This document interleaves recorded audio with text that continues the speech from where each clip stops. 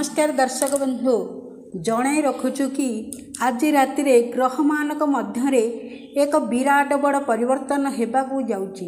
ज्योतिर्विद मानकर गणनार अनुसार 5 गोटी राशि व्यक्ति मानकर भाग्य बदलिबाकू जाउची। एहा मध्य जना पड़ी कि एहा प्रभु बजरंगबालींकर कृपारु होईछि।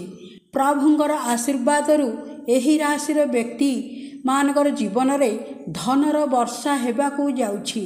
तेबे बंधु माने वीडियोटी को स्किप न करी शेष पर्यंत देखंतु एवं वीडियोटी को गोटे लाइक करी चैनल टू गोटे सब्सक्राइब करी दियंतु।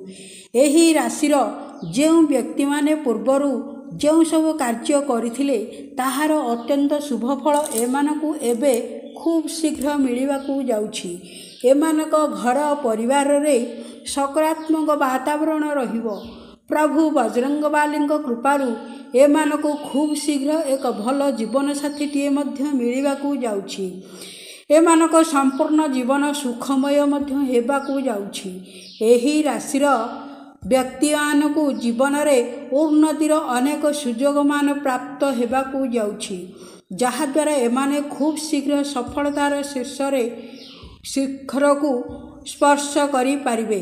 चाकरी को अपेक्षा करी रहिथिबा व्यक्ति मानकू खूब शीघ्र एक भल स्थान रे चाकरी मध्य मिल जाई पारे। ताहा छड़ा जो माने चाकरी करुथांती से माने निज कार्य पाई समस्तंग सम्मुखरे सम्मानित हेबा सह समाज सेमानकर कार्य क्षेत्र रे पदोन्नति मध्य होई पारे।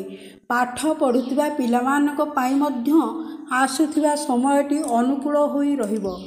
तेबे सेही राशि गुड़िक हेले सिंह राशि, कन्या राशि, बिच्छा राशि, कुंभ राशि और धनु राशि। एही राशि मानक उपरे प्रभु बजरंगबाली खूब अधिक प्रसन्न अछंती। एमानकू खूब शीघ्र जीवन रे सफलता मिलिबाकू जाउछि।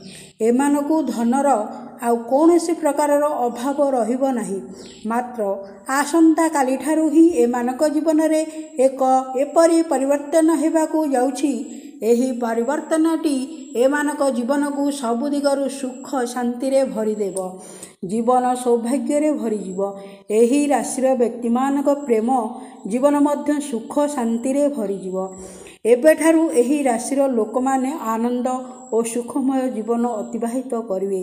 श्री राम भक्त बजरंगबालींकर दयारु जीवन रे आउ कोनोसी प्रकारर दुख असुविधा रहिबो नाही।